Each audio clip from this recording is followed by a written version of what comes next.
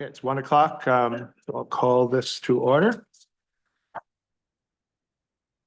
Good afternoon and welcome to the Committee of Adjustment hearing for Suburban Panel 2. We are a City of Ottawa quasi-judicial tribunal that holds public hearings to consider Planning Act applications, including minor variances to the zoning requirements and consent to sever land. Our hearings are now here in person at Ben Franklin Place, 101 Center Point Drive. We also enable remote participation by video conferencing for registered speakers. We are live streaming on YouTube and the video will be archived and available for future viewing by the public. My name is Jay Baltz. I'll be chairing today's hearings and you can address me either by my name or as chair. With me are my fellow panel members, George Barrett, Gary Duncan, Heather McLean, and Arto Keklikian. The procedure for the hearings will be as follows. Listed on the agenda and appearing on the screen from time to time are the applications we'll hear today. For the sake of efficiency, I will be dealing with the agenda items in a different order. Panel members have reviewed the planning reports and any written submissions in support of or in opposition to each of the applications. Today, we'll hear any oral submissions relating to the applications. As part of the statutory public notification requirements, each applicant was required to post a sign on the property in question before this hearing. They also had to confirm in writing that they did so, or they will be needing to swear or affirm an oath today that they fulfilled the sign posting requirements. Otherwise, we would have to adjourn or postpone the hearing. The panel may ask for a brief presentation of an applicant, followed by questions for the applicant and city planning staff. We'll then hear from members of the public who have registered to speak, and we may also have questions for them. Finally, the applicant, who has the burden of proof, will have an opportunity to make their final comments in reply. So please address your comments to me as chair, starting with your name and spelling it if necessary, and your municipal address for the record. All presentations are limited to 5 minutes. At the end of the hearing, the panel may either make an oral decision or we may reserve our decision, which means it won't be delivered today. In either case, and within 10 days, the Committee of Adjustment will send the official written decision and reasons for it to all the parties, participants, and anyone else who has requested a copy. Are there any questions about the procedure we'll be following today? Okay. Seeing none, we have several applications to hear today, but first we have some procedural matters. So for the members of the panel, are there any declarations of interest for matters before this panel or the other panels? No declarations of interest. We had 2 sets of meetings that were minutes that were pre-circulated and have been read. Can we accept those? All in favor? Yes. I wasn't there. Doesn't matter. Everybody can vote. Yeah, Sure. okay. Or every time we had a new panel, yeah, every 4 years, they would be able to confirm minutes if it all turned over, right? Okay, so the first thing that we're going to address today are requests for adjournment. There are 2 of these. So we will be starting with item number 2, 1618 Botsford Street. And this is an application to regularize structures in the rear yard. Sorry, I need my list of speakers. Botsford. Number 2, thank you. Yes. So Mr. Arjan Soor, agent for the applicant. That's here. Yes, Mr. Soor. Hello. Hi. So Planning, Development and Building Services has asked for this to be adjourned. They've identified additional variances that are needed and some other discussions about area. Are you in agreement with the adjournment?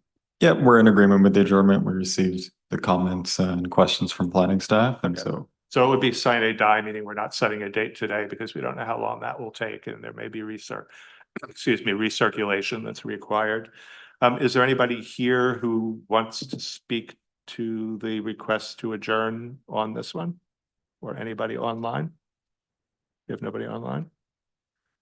Okay, so this will be adjourned sine die, which means no date being set. Does planning have, that was Planner King? No comments? No, I think you Okay. covered off what I have unless you want to go into my comments, but we'll leave that. No, it's for next just a week. matter of if there's an issue with adjourning. No. Okay, so everybody seems to be in agreement with adjourning. Is the panel fine with this? All in favor? Okay, so item number 2, 1618 Botsford Street, adjourned sine die. Thank you, Thank you. Mr. Sword. The other adjournment request is item number 3. This is 28 Gervin Street, which is, there was a variance to permit the entrance to a garage to be closer to the front lot line, and Planning, Development, and Building Services has requested the adjournment because they believe there is a third variance needed for the width of existing driveway. So where are we? Item 3, Robert and Madison Kavanaugh. Hi, That's correct. welcome. Are you okay with adjourning? Yes, we agree. All right, great. Anybody else here who wants to speak to this? I see nobody. And Planner Einkeren, we are fine with this? Yes, Chair, we are okay with the adjournment. Okay, so everyone's in agreement with adjourning sine die. So from the panel, everyone who's in favor? Yes, okay, passes unanimously. Okay, so this is item number 3 is adjourned. Thank you. Thank you for coming. Thank you very much. So we next will do the fast track applications. Fast track applications are the ones where we've received no comments, there are no changes, and they are unopposed. The first of those, oh, thank you, is item number 4. Syed Ahmed is here or online?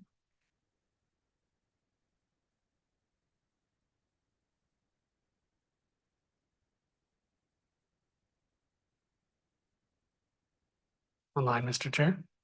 Online? Okay.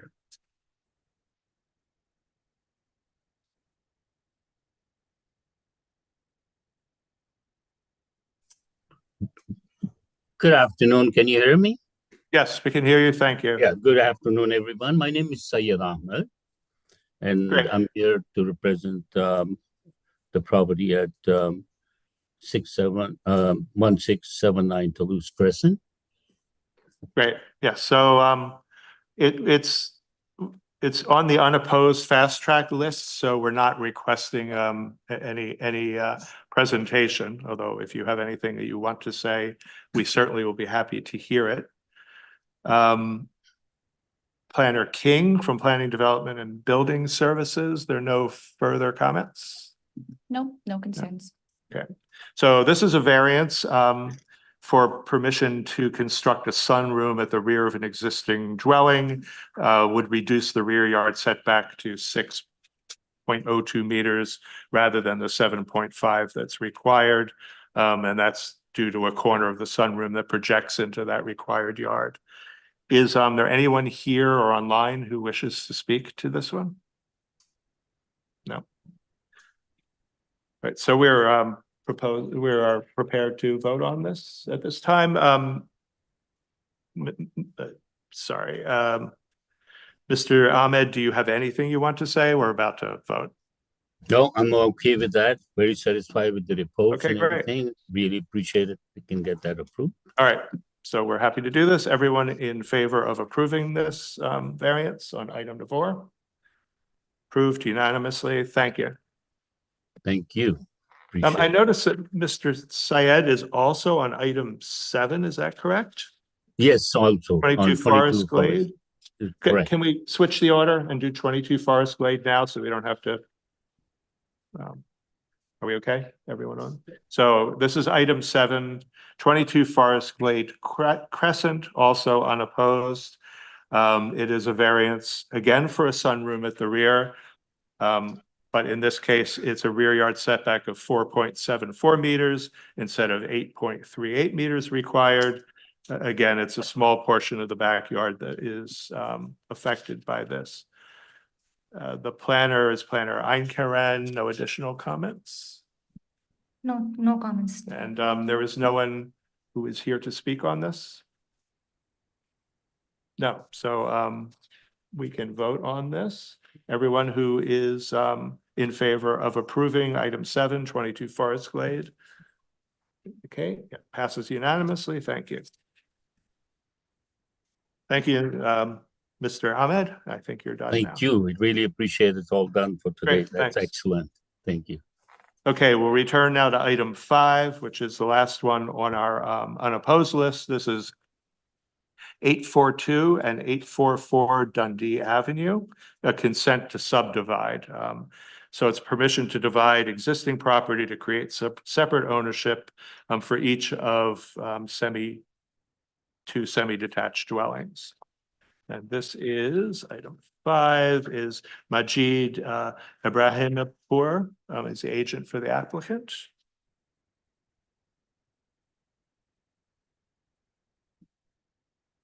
You'll have to turn on your microphone, please. Push the button. There's a, yeah, when it turns green, there you are. Hello, Mr. Chair. Yeah, my name is Majid Ibrahimpour and I'm here to present. Great. If it's on the unopposed, we won't need a presentation, but I will do the same thing you've just seen. I will ask Planner Einkeren if there are any further comments. Planning has no further concerns. Great. And anybody here to speak on this, or is there anybody who has appeared online? Okay, so since this is unopposed and we have examined all the materials, are we prepared to vote? So all in favor of approving? Okay, so item number 5, 842, 844 Dundee Avenue, the consent to subdivide under section 53 is approved. Thank you. Thank you. All right, so we now move back to item 1, which is the first on our regular agenda. This is 1880 Kilborn Avenue. It's a variance to permit the conversion of a garage to an additional dwelling unit and allow the required parking for the principal unit to be in front of the garage. It's here because the variance's wording has changed. Oh, and I should say, James and Ellen Broman are the agents for the applicant, and I believe they're going to appear online.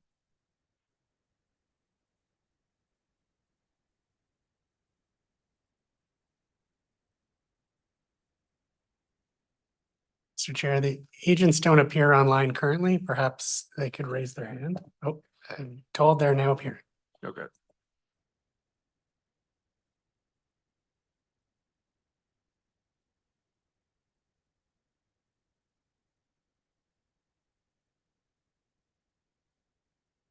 Mr. Broman. Hi, thank you. Do you need me to present? It seemed like it was kind of unopposed, so I wasn't sure. Yeah, so the only reason it's in the regular agenda is because the variance has changed slightly. So I don't think the committee discussed this and we don't need a presentation. I will ask Planner Horn to just highlight what the change is in the from the variance as published, and then we can go on from there.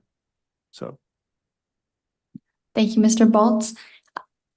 From planning's perspective, we just wanted to make sure that the requested variance reflected what was in the cover letter. So initially, what was requested was 0 parking spaces.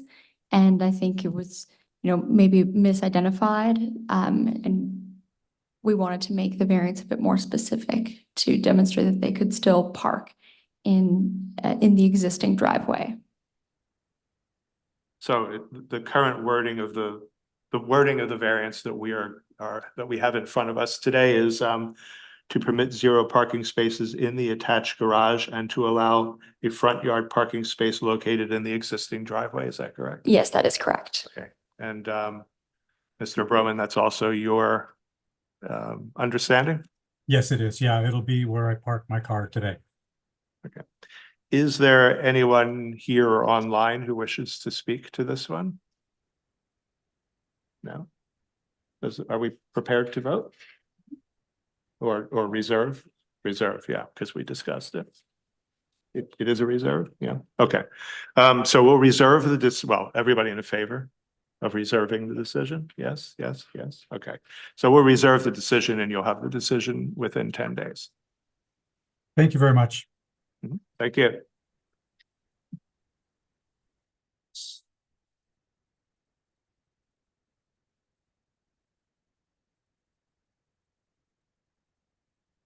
We now move to item number 6, which is 28 Kilmory Crescent. The number 6, Kyla Reed and Jason Sampara, agents for the applicant. I don't know. Oh, you're here. One of these days I will learn how to keep track of who's online and who isn't. It's complicated. I'm Kyla Reed, and I live at 28 Kilmory Crescent. I'm Jason Sampera. I am the co-applicant. I also live at the same residence.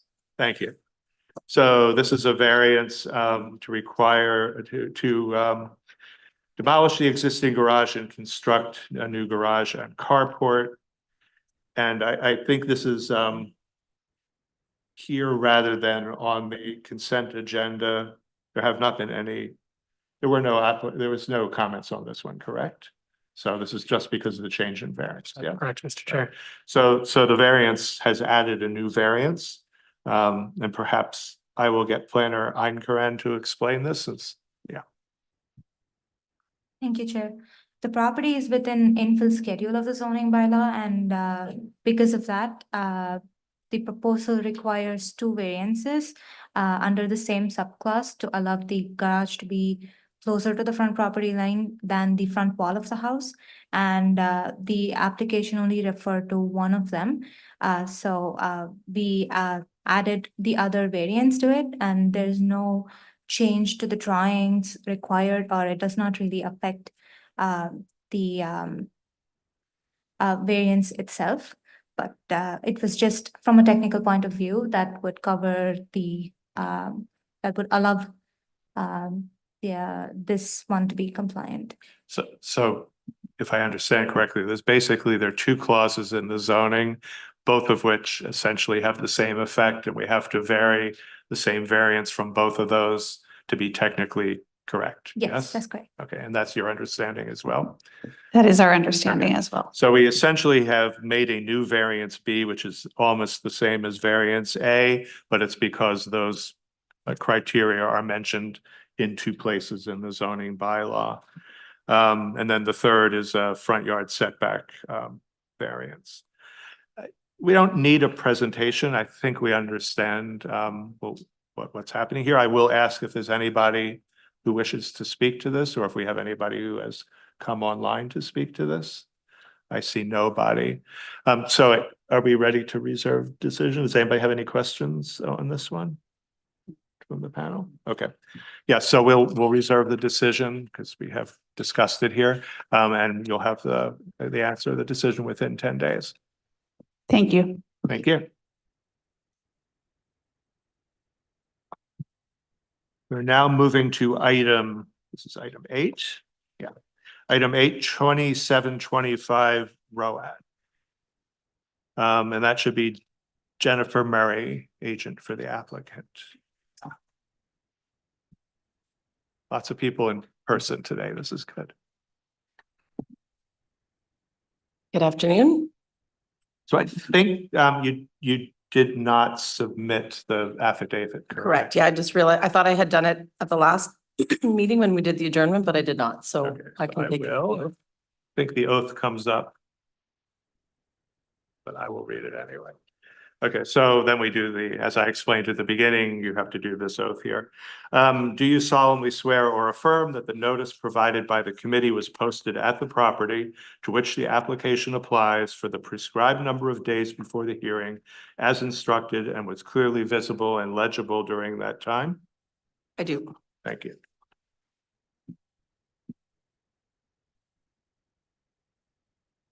So for this one, I think we want, there were Planning, Development and Building Services has expressed some concerns. So we should have a presentation from this one. Do you have anything online or? I don't have any slides. I just have Okay. the information in front of me. I Okay. believe and I'm happy to speak to all the variances, but the comment, I believe in the planning staff report was related to, this microphone is very sensitive, was related to asking for auto turn data to be provided by an engineer to show that the two parking space referred to in the planning rationale could in fact be parked there. And so we did that. I don't believe it was received Friday or Thursday, so I don't think it was in time to capture that in the report. And that information was provided previously, I should say, but a question came back asking the pavement for that wheel turning path to be shown on the drawing to confirm that it wasn't exceeding any of the zoning requirements. So we did all of that. However, none of those were specifically related to the variance that were being requested. So that was just to demonstrate to staff that it could function the way it was shown. So these, of course, are things that would be looked at again at building permit. I will just maybe read out that there's a few variances for each lot related. So what's proposed on the site, this is 2725 Rowatt Street. It's in the Britannia neighborhood. This is a vacant lot that was somehow sort of left undeveloped over time. It's adjacent to NCC property that is sort of known as the Mud Lake area. So this property was purchased by the current owner a few years ago, and he plans to basically redevelop the site to build a house to live in and to build a second house on the site. So what is proposed on the property is 2 detached dwellings and a semi-detached garage in the back with coach houses over top of each of those garages. So the variances that are required, so this is a fairly large lot, but there are a few variances required, partly due to the fact that there is an existing or historic easement on the east side of the property, which my understanding from the surveyor is this was a historic sort of NCC-related Hydro Ottawa easement, which has been abandoned for a long time, but the easement's still in place. So this leads us to a slightly asymmetrical lot width. So the lot's been divided slightly asymmetrically. So the first lot, which is the one to the right, is made up of parts, just want to get this right, made up of parts 1, 2, and 3. So part 1 is the hydro easement, part 2 is the building lot, and then part 3 is to accommodate part of a shared access driveway to the garages in the back. So the minimum lot width for that first lot is 10.26. And then there's an associated minimum lot area of 412 versus 450. So that's a fairly, I guess, typical subdivision of a 66-foot lot into 2 33-foot lots, essentially. The first lot is 10.26 and the second lot is 9.6. So the reason there's a difference between those two is because of the asymmetrical nature of the easement on the lot. Both of the houses proposed are the same and same as the garage, so more or less the same footprint. So then for the coach house, so those are the only variances related to the 2 detached homes, so lot width and lot area. So again, dividing essentially a 66-foot lot into 2 33-foot lots.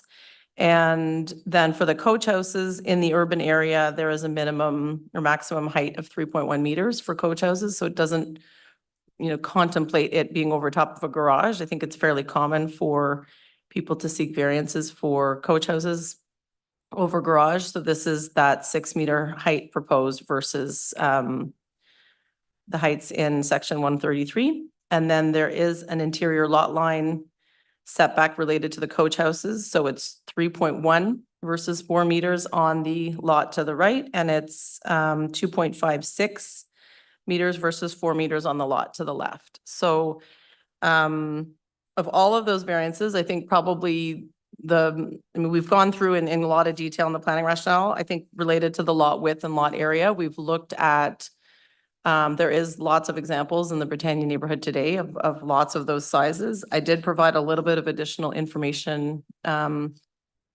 the committee yesterday, just showing a lot of examples around. I think it's relevant to look at the property immediately to the west, so immediately to the left.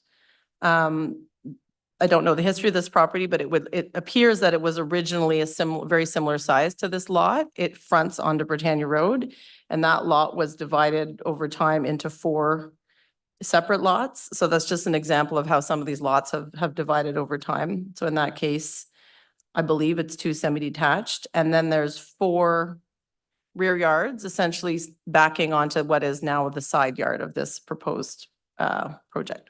So I'm happy to answer any questions the committee has. Questions to the applicant? No.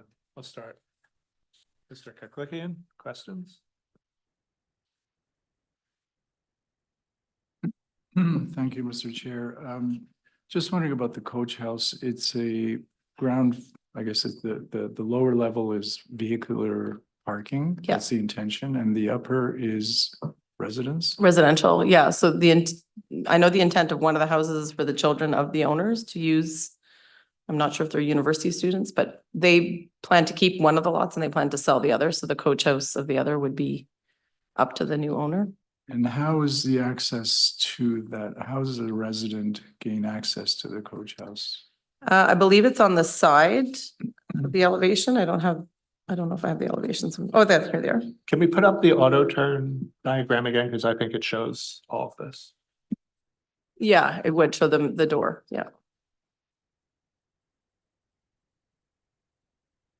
Yeah, so there's what I would call a man door on the side of the garage with stairs Right. inside. So that's I guess the access is part 1 and the part to the west, the extreme west. I mean, that's the access for. To the coach house? Yes. Yeah, I haven't seen a detailed layout of the inside of the coach house. I believe it would be a stair inside. No, I've but seen- the outside access for the pedestrian, the resident to access Yeah. the door, it's on the side of the properties. That's my understanding. I mean, they would come, I think the access would be from the front of the lot, not from the side. No. Yeah. From the front, but it's not along the driveway, but it's, Correct. okay. And the treatment, I'm just curious, the treatment for part 1 that's shown on the diagram, what is that? Is that landscaped? Is it paved? Is it, what is the? When you're saying part 1, you mean the driveway? No, it's the eastern extreme of the property, Oh, I see. That's a hydro easement, so that would just be landscape. landscape. That would be landscaped, yeah. Okay, so that's not the access really for. No, that's not the access. Sorry, I misunderstood your question. On the west, I thought you were asking on the west No. side. No, okay. And given that, just an additional question, if I may.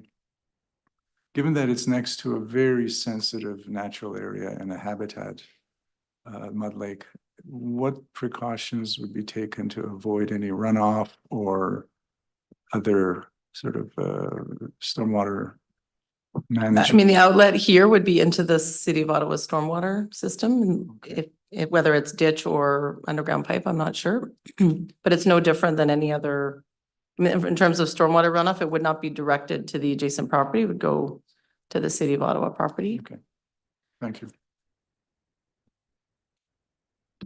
Ms. McLean, questions? No? No? Barrett? I'd like to get back to the access to for the residents. So it's showing from the driveway is paved and then it widens so that the cars can get there. Mhm. But there's no paving shown from the driveway or down the sides of the houses to those doors, which I think, as Mr. Kaklickian was asking, that they're all located all the way at the back corner of each. Yeah, that's actually, I guess, what I thought the first question was related to. So we did talk, I mean, my recollection, this was back many, many months ago when we first met with staff on this, but my recollection is we talked about this. And that it would be done through sort of detailed landscaping, whether it's interlock or pavement, I don't know, to the door, but that's sort of a detail that would be done at the next. I'm just wondering whether the calculation of landscape space in the green space in the back was done without that, I think. Oh, yeah, correct. And so once those are paved over to allow access to those doors, Yeah. will you still meet the 70% rear yard landscaping requirement? Yes, if you do want to put the other drawing back up, the numbers are, there's no, it's very, very, You're far away from being close Okay, to the so threshold. you're nowhere close. So to the two numbers are 15% rear yard landscaping, and the number, I have my glasses on, but I don't see. I think on the more recent one that was sent, the landscaping was labeled just above the garage. Yeah, this doesn't have the pavement updated either, so this is an older, Yeah. there was There's a newer one. yeah, so I The one don't, that was posted as revised site plan or revised drawing.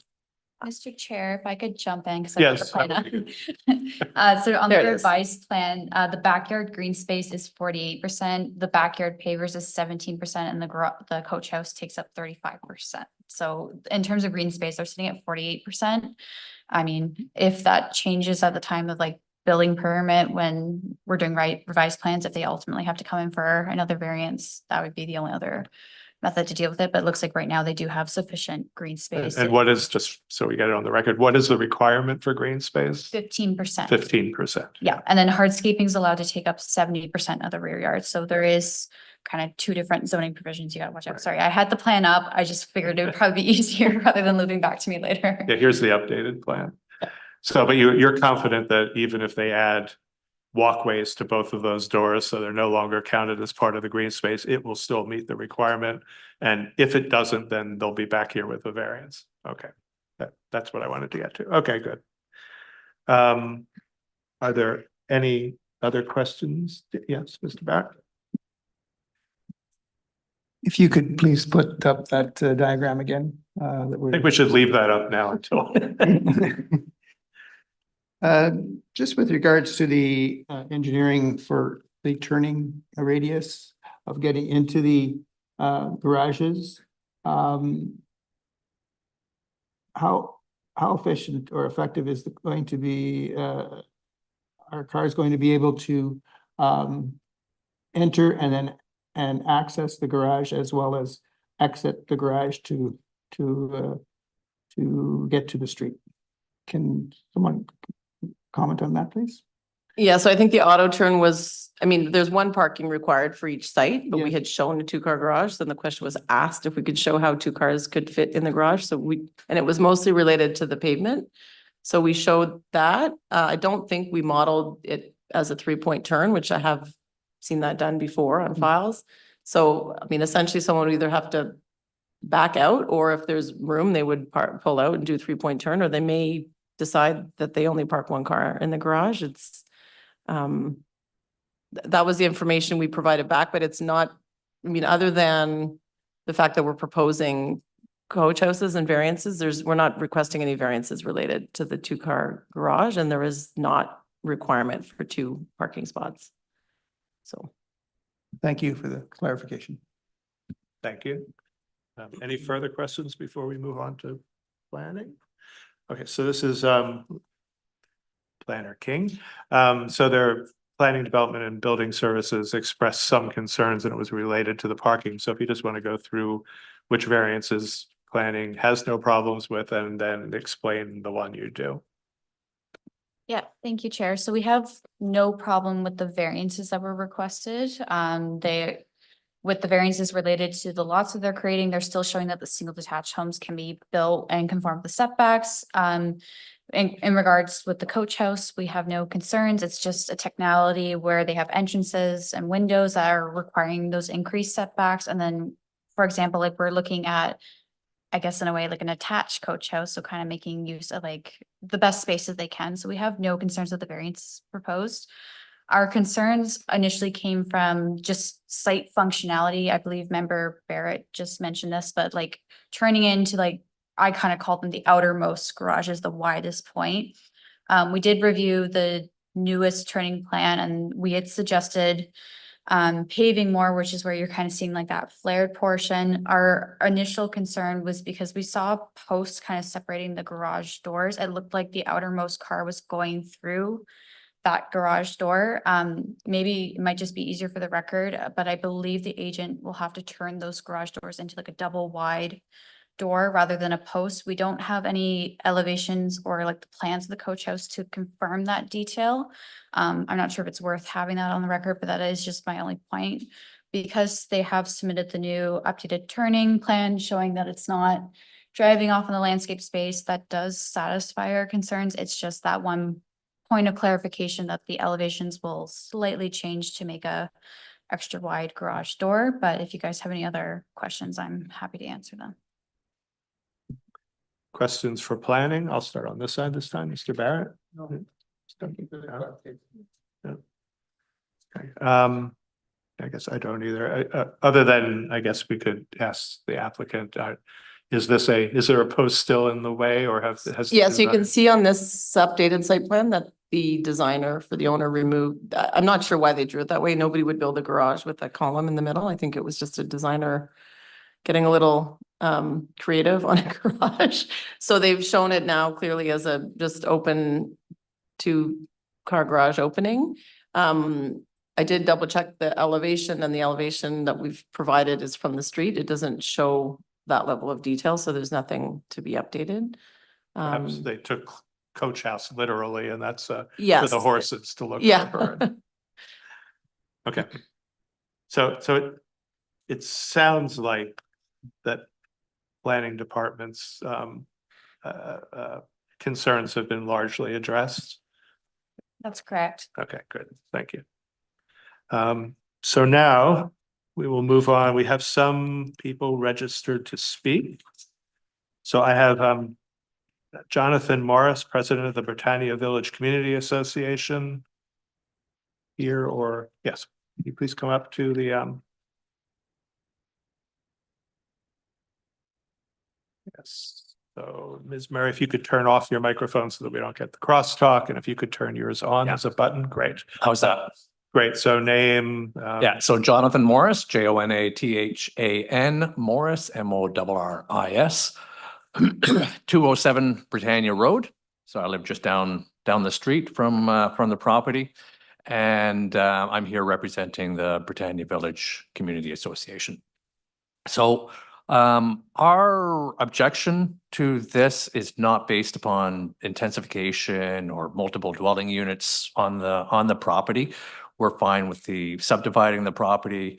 We're fine with the size of the properties and the asymmetric. That's all fine. We understand intensification it's in our neighborhood. It's going to continue. That's fine.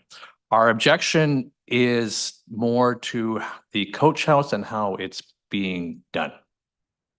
And there are two aspects to this. One is that the applicant has chosen to subdivide and create 2 small non-compliant properties. Fine. But they then decide to build a full-size detached single-family dwelling, full size. They're now with a detached garage. They're now kind of out of room, right? And so they want a secondary dwelling unit. Fine. They have kids. They want to move them in. Fine.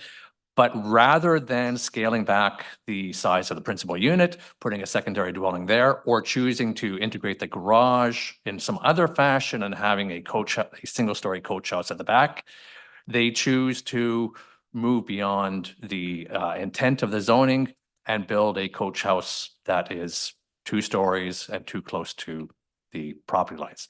So they want to intensify, they want to have that secondary dwelling unit, but they want to do it on a small lot, but they don't want to give up having a large single-family dwelling on there. So that's one aspect of the opposition, is they can achieve their objectives without the variances if they just scale back that single-family home to be more in keeping with the fact you've got a small lot.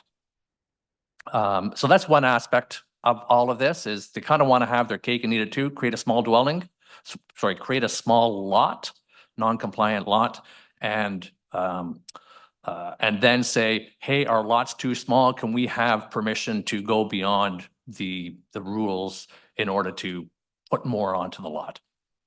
So that's one aspect. The second aspect is that the coach house as defined or as designed is non-compliant with the city's own rules associated with coach houses. And they say variances are fine.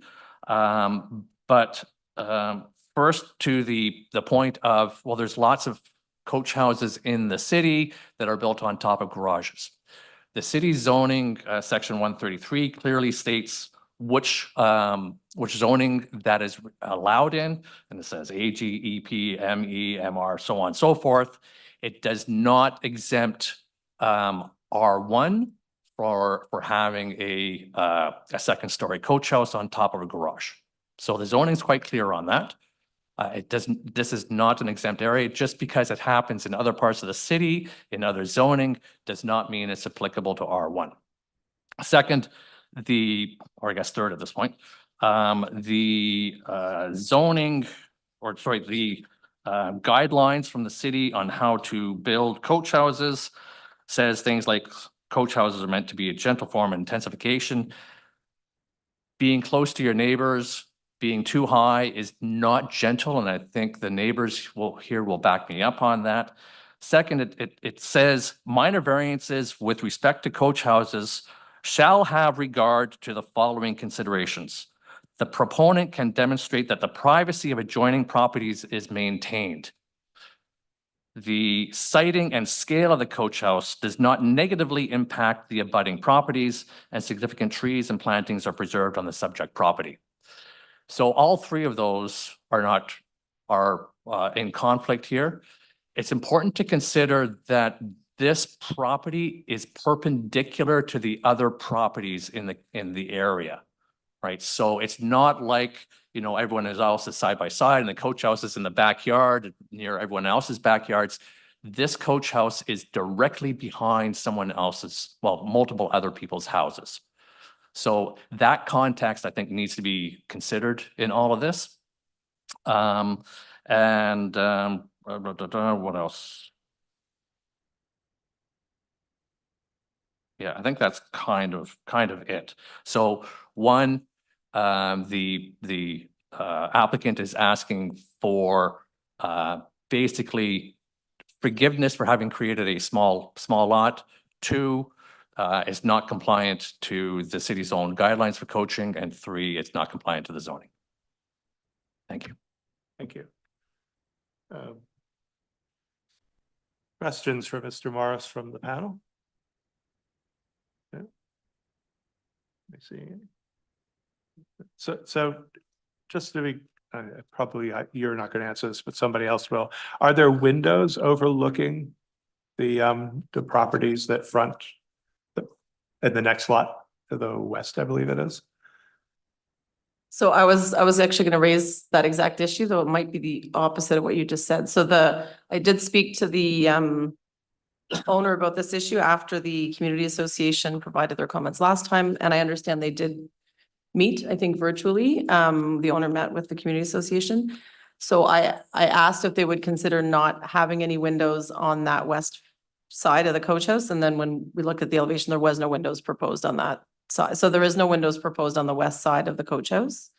So I think the variance we're speaking to right now, from all those comments, I think it's I have it listed as number 9. I'm not, but it basically is the 2.56 interior yard setback versus 4. So because of the way the adjacent lot was redeveloped with 4 homes flanking the side street, there's basically 4 different individual property owners that would be affected by any development that happens on this lot. So it's not a backyard situation. And my expectation when the coach house rules were being written was that this 4-meter setback, which is quite a large setback, was to account for the fact that it would sometimes be or often be adjacent to a backyard. So in this case, it is a backyard, but it is with houses fronting the other way. So it's at the back of a backyard. Not explaining this very well, but basically whether there's a single family home there or whether there's a coach house there, a 2.56 meter setback to a detached home is quite a significant setback. It's often 1.2. So in this situation, there's one of the lots on Britannia Road is impacted by the coach house, and it's at a 2.56 setback from their back lot line and to a wall which has no windows. So there's no direct privacy impact, I guess you could say, from that. I did speak to the owner about the concept of whether a privacy fence would be something that would be agreeable. I think it was possibly discussed at the meeting that there wasn't an interest in fencing, but I wasn't there, so I can't comment to that.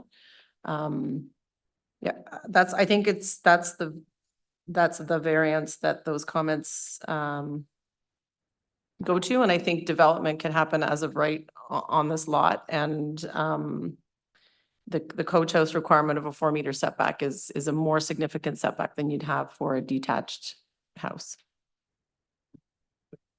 I'll ask you, I guess, the same question. So it's, if there are no windows and it's further than a house would be, and the house is it.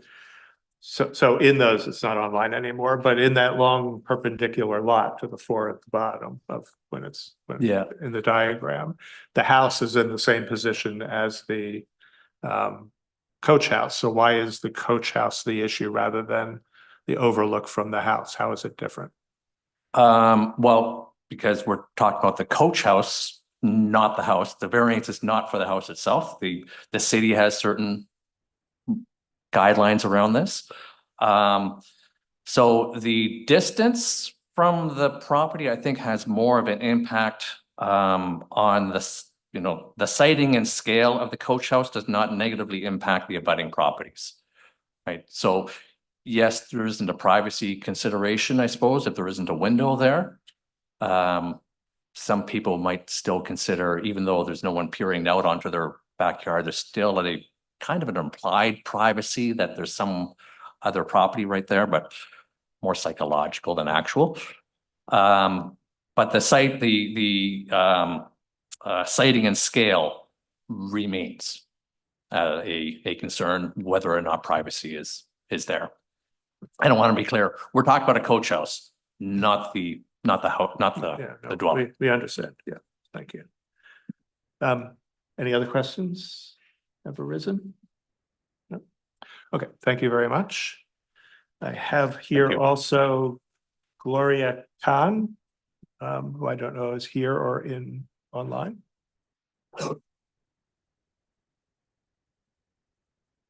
She's online, Mr. Chair. Online, thank you. Hello. Hello, welcome. Thank you, Ms. Khan. You have 5 minutes. Sure. So I strongly oppose the variances to the minimum lot width and the minimum lot area of the detached dwellings. These variances would heavily impact my family and the families of those owning the other 3 adjacent lots. Each of the neighboring yards, mine included, is approximately 7 meters by 7 meters. And the proposed detached dwellings are flat roof houses that are 7.9 meters high and 20.5 meters long. The city has designated that in our zone, the minimum lot width should be 15 meters and the minimum lot area should be 450 meters squared.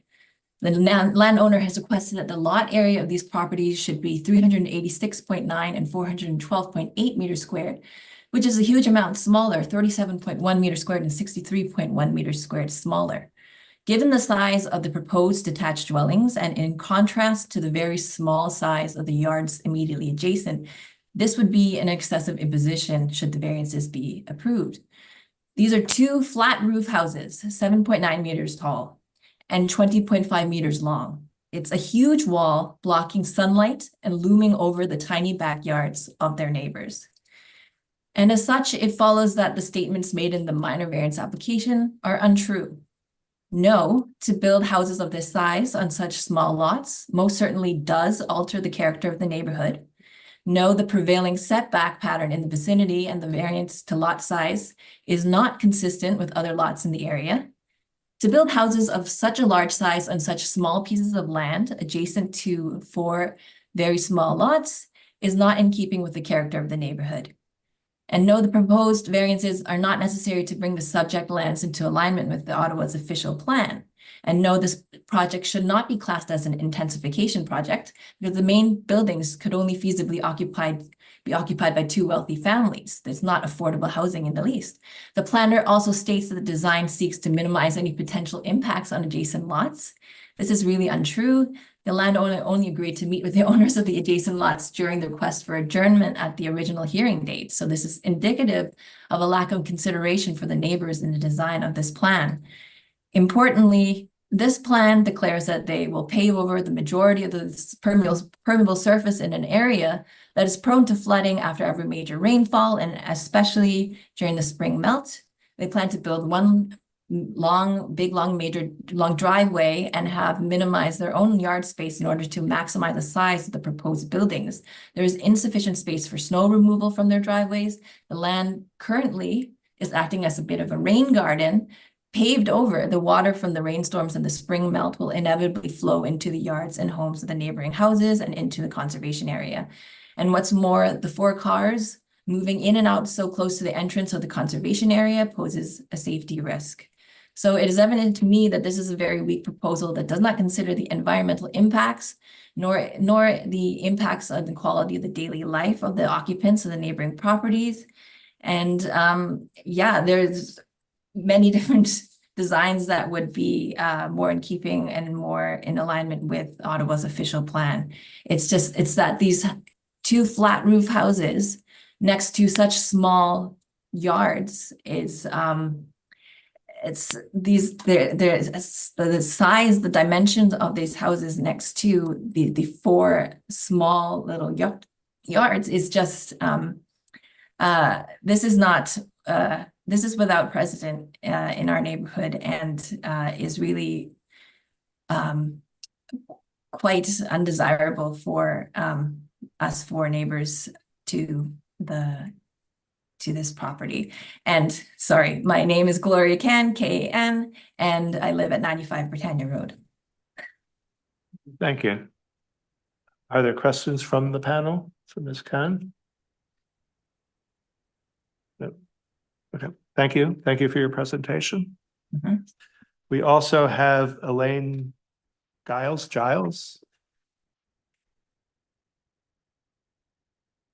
Sorry, which is it? Pronunciation? Oh, turn on your, yeah. Hi, yes, I'm Elaine, E-L-A-I-N-E, Giles, G-I-L-E-S, and I live at, well, I'm moving into 89 Britannia tomorrow.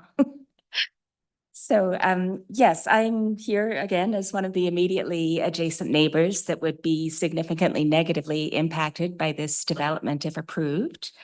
It's definitely contrary to the current zoning. I think as already mentioned, the setbacks are insufficient. And again, because it is perpendicular to our current properties with very small backyards, it has an immediate severe impact. I am directly behind this proposed 2-story coach house. So we've already mentioned the privacy concerns, obviously the blocking of the light, the view. As mentioned, this property is immediately adjoining Mud Lake, which is a very significant natural area. Some notes. One of the most ecologically important natural habitats in the National Capital Region. It's provincially significant wetland. It's an area of natural and scientific interest by the Government of Ontario. And it's a very fragile habitat for a wide diversity of animal species, and it's in a major bird migratory corridor. So obviously any impact directly adjacent to that is concerning to us. We see wildlife in that property all the time. There's deer, there's wild turkeys. Any sort of significant development like that could impact that wildlife. In terms of the privacy that we've mentioned, we appreciate the fact that there's no windows. I believe there's no windows planned on the side facing our homes as well, not just at the back. But still, there is a door there, and that's the only access to the property. So they're going to be coming and going each time from a door that is basically directly next to my house. So I do have a concern about privacy. We did ask about a fence, and we're told at this point that the owner of the property does not like fences, has not planned any fence. So again, very major impact on privacy as far as I'm concerned if somebody's going to be coming and going from their house all the time. It's out of character and compatibility with the rest of the neighborhood, which is an older neighborhood with smaller houses, very historic character. As we've mentioned, yes, our houses are small houses on small lots. So they're semi-detached homes with small yards. Having an enormous house plus 2-story coach house and garage directly behind our house, we feel is not in character with the neighborhood, would have a significant severe impact on all of us that are immediately adjacent to that property. Impacting, I think I mentioned our light, our view, the grading and the drainage also are concerns. We're always told that we're not allowed to widen our driveway on an existing property because it's concern about drainage. But a brand new development can propose to pave over most of their existing property with apparently no concerns about drainage. That obviously has concerns for us. As we mentioned, hopefully it will drain out the other. In practice, who knows whether that will impact drainage into our backyards. There's also some significant mature trees on this lot, which are planned to be removed as part of the development. So that concerns me. As you know, we have our tree bylaw, which is to protect those significant mature trees, and they're all proposed to be removed as a result of this development. And finally, we feel that, as I say, like our main concern with the coach house is the 2-story. We feel that if they want to have a secondary dwelling, absolutely, but there's no reason that it needs to be 2-story. It could be a 1-story coach home in the backyard and could meet their requirement for a secondary dwelling. As I say, either if they wanted a garage, then they could have a garage. If they want a coach house, they could have a coach house, but it doesn't need to be a 2-story in the backyard. There is a currently approved plan on the property that meets the current zoning requirements. We don't feel that the applicant has demonstrated a need for these exceptions that they've requested for a result of the zoning. There is one that already is in keeping with all of the current zoning requirements, and we're quite happy with that proposed development. And I think that's it. Thank you. Questions for Ms. Giles? Please. Thank you, Mr. Chair. I have a question for Ms. King. I'm assuming that the proposal was circulated, given the proximity to Mud Lake, to the National Capital Commission. I might need to defer to committee. I believe it was circulated to the NCC because our city forester was in contact, I believe, with one of the foresters from the NCC. I might need Miss Young to speak to that, but I believe they were circulated. And did they provide? Ms. Young is coming online. I'm just wondering if they provided any comments or perspectives on this proposal. I see Miss Young's online. Maybe it might be best to kind of divert this conversation to her. She's a bit more experienced than I am. Thank you. Yes, I did speak with the NCC staff, Ted Horton, about it. He just had questions about any impacts to the existing vegetation on NCC property. And I confirmed on site there really isn't any that would be impacted by the development. So I don't know if he submitted separate comments, but I think his concerns just about the vegetation there were resolved. I'm not sure if he's on here or listening in today, but maybe could be called forward if he is. Thank you.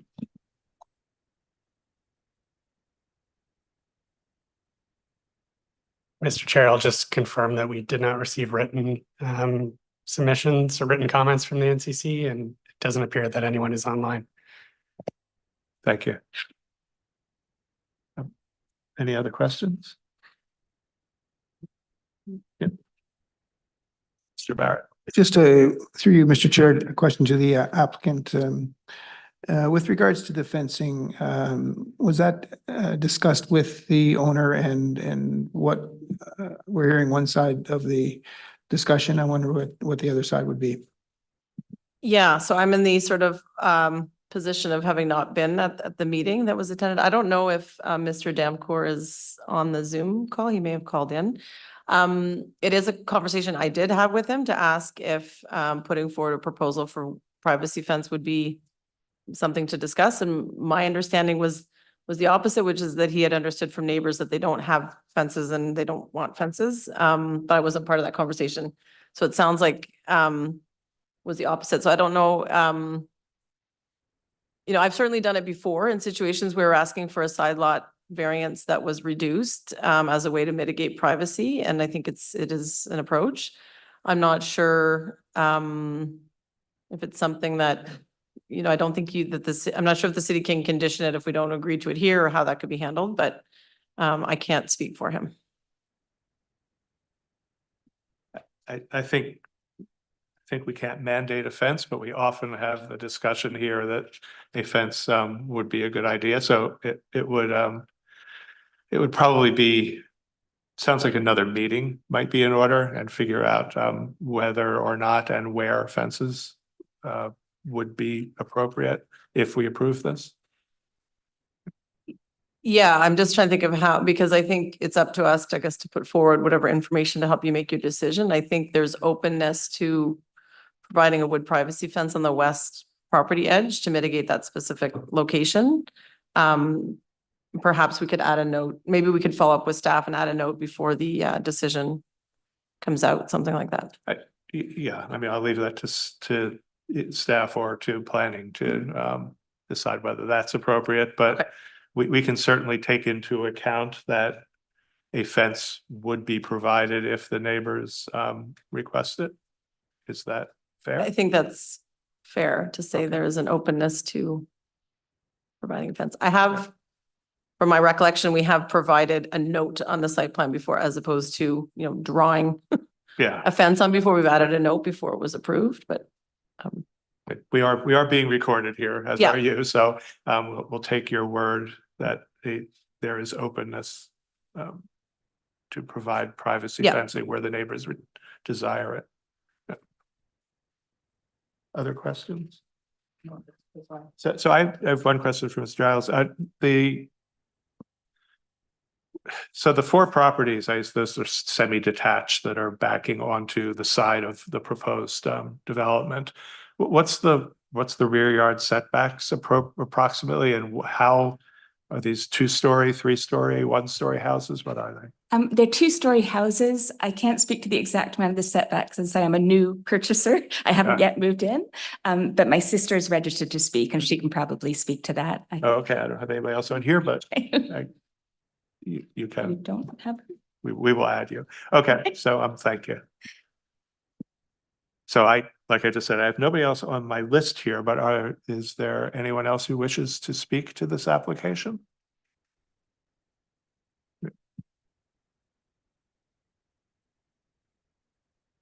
And you'll turn on the microphone and tell us who you are and your address, please.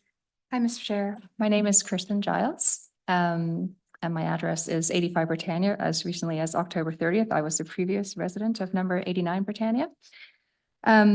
I'm here today to speak perhaps to, first on behalf of a couple of my other neighbors that aren't available to speak. Just on the same points I think we've already discussed, perhaps I could share my approximate setback. So basically our semi-detached homes are approximately 25 to 28 feet deep, if you will, from front to back. We have a 20-foot section in the front for a small front yard and a driveway. And then in the back, I'm assuming then, since our lots are 66 foot deep, I'm an accountant, but I can't do simple math, but I think that leaves about 15 feet in the back, from the back of the house to the rear lot line, give or take. So, given what we've talked about being in the area of Mud Lake, one of the reasons that I moved to Britannia a few years ago was to certainly enjoy the green space. And I've had the enjoyment of seeing deer and wild turkeys come to visit me regularly. And not that I care for their presence, but they are there nonetheless. There's also many birds that have come to visit. We have some polka dotted woodpeckers and cardinals and all types of birds. So with the loss of these trees that have been identified, there are 3, I believe, that are of significant sort of importance to the area. It would take a long time to develop any other significant trees that these birds would be using to either nest or take shelter in. So, I think one of the suggestions was perhaps to plant a mature tree on one of our properties. Given the size of our yards, I don't really believe that would be possible. So certainly the loss of canopy for specifically, I believe it would be number 93 and number 95 that benefit the most from that, but also 89 and 91 do receive some of that shade in the morning. So we would be quite disappointed to see the loss of that one particular silver maple.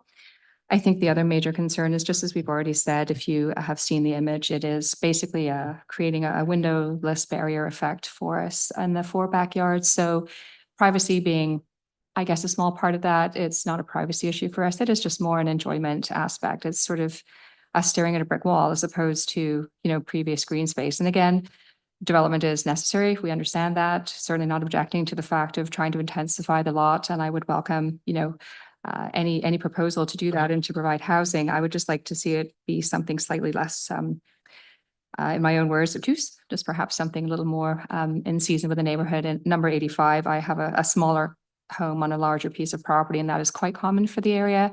Of course, also common to the area, people have chosen to develop and put larger homes. By the same token, I think the thought process now is to reverse and go the other way and build smaller homes. But again, we're talking about a fairly significant amount of development.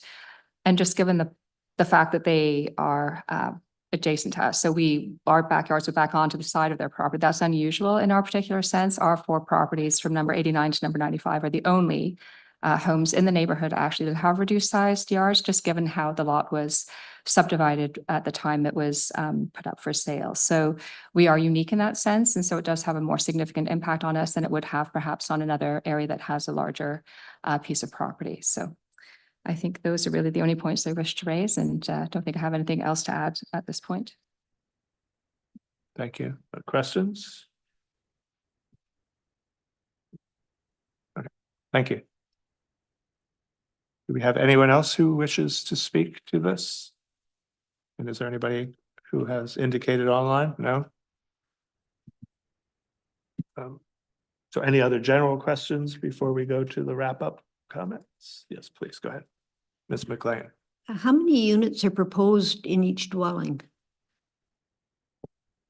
I believe in the planning rationale, I believe we referenced that there may be additional dwelling units in the basement. I'm not sure that that's been confirmed, and I don't know what was discussed. I think the owner spoke to the community association about the fact that he and his wife wanted to live in the house. That was new information to me, so I don't want to speak on their behalf, but I believe they may plan to put like a basement dwelling unit in also, but I don't know that for sure. Thank you. Mr. Barrett. Yes, and listening to the residents' comments, possibly some landscaping along with some, which would be a natural barrier between the two might help in and I know that's more of a site plan concern, but certainly landscaping is something that would be helpful. I don't know if that was a question, but I was actually surprised to see the forester in the report suggested that we consider planting on trees in the neighbor's property. I've never seen the city make that recommendation before. I think there's definitely, I had that conversation with the owner about looking at more tree planting on that western edge. I think if you put a fence there, certainly you can still do landscaping, but it might be an either or. And I don't think I can ask questions, but I was curious if the existing neighbors do have a fence in the backyard, because I wasn't, you can't see that from the street. So I wasn't sure.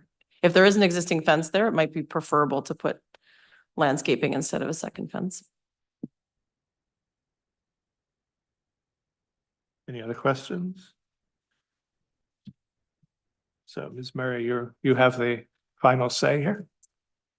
I don't have too much to add. I did just want to point out, if you do have the planning rationale in front of you on page 6, there is an image of 89, 91, 93, 95 Britannia Road. So it might just be helpful for context. I just flipped through to see if that was there. I think from my only comment remaining from what I've heard from the residents is, I'm a resident of Ottawa. I also love to go to Mud Lake and hold it very dear. I'm sure the people that live in these new houses that get built are also going to enjoy being close to nature. And I don't think anything that's proposed with this development will impact Mud Lake in any way, any more than the existing houses already are. I think one other thing that I've considered, maybe a frame of reference, is if this project was already built and those 4 homes on Britannia Road were proposed, they'd certainly be before the committee and be going through a minor variance also. And I think those would also be appropriate development. I think these are 2 forms of development that can easily coexist beside each other. But I understand when one comes first, there's just an inherent impact on the people that are already there. So that's all. Any final questions? Committee wishes to reserve this decision then? Yes, all in favor? Yeah. Okay, so the decision will be reserved, which means everyone who has registered and the applicant will all get the decision within 10 days in writing. And thank you. Thank everybody for presenting too. So we will move to item number 9, the final item, 2475 Regina Street. And Philip Osterhout is the agent.